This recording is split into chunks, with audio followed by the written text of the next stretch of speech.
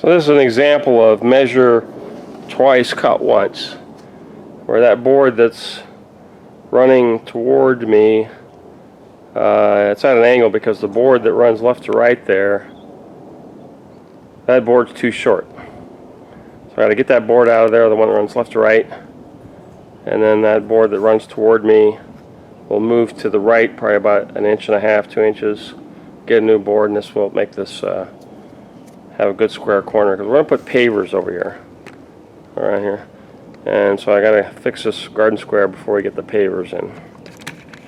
So those two bottom nuts are rusted, so I'm going to have to I'm going to use a Dremel with a diamond blade to cut those guys off. Alright, see if we can get this guy off here. Too much hassle.